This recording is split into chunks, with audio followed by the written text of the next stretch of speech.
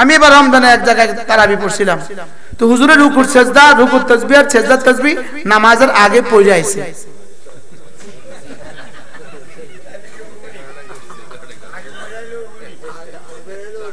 হ্যাঁ, আমার নিজের চোখে দেখা ঘটনা। আভা সৌদি আরবের এক শহর আছে আভা, ওই আভা থেকে কিছু দোস্ত আহবাব ওরা উমরা করতে আসবে। কি করতে আসবে বলেন? উমরা করতে আসবে। ওরা করছে কি, যেদিন উমরা করবে ওই দিন আভাতে বসে চুল কেটে ফেলছে। আরে বুঝেন না, আভাতে বসে কি করছে?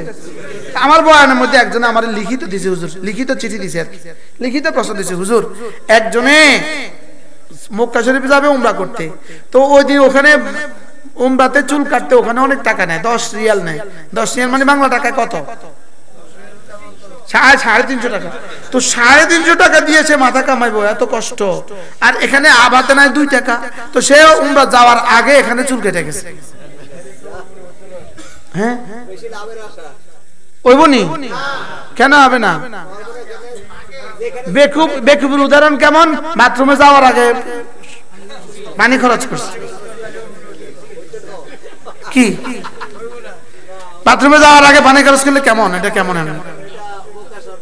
কি পরিমাণ বোকার স্বর্গে আছে দেখবেন। কিছু মানুষ আছে এদের মাথা আধা খারাপ, এরা জোহরের নামাজের সময় আসরও ফিরে ফেলে।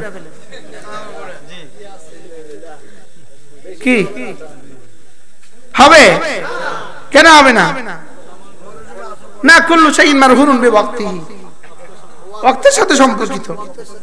তোমার ইহরাম তাওয়াফ সাই হলক, এটা হলো 4 নম্বরে। 4 নম্বরে 1 নম্বর আনলে হবে না।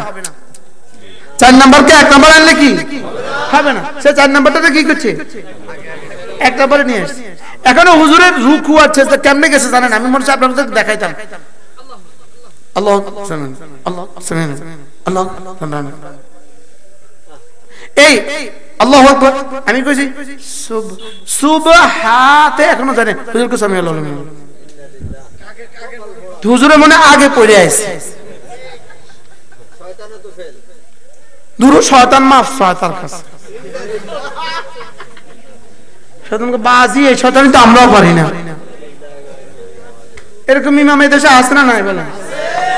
আল্লাহ আমাদেরকে রহম করেন। এজন্য নামাজের ভিতরে সুবহান যত দাম, নামাজের বাহিরে যত দাম, নামাজের ভিতরে চেয়ে কোটি কোটি গুণে বেশি দাম।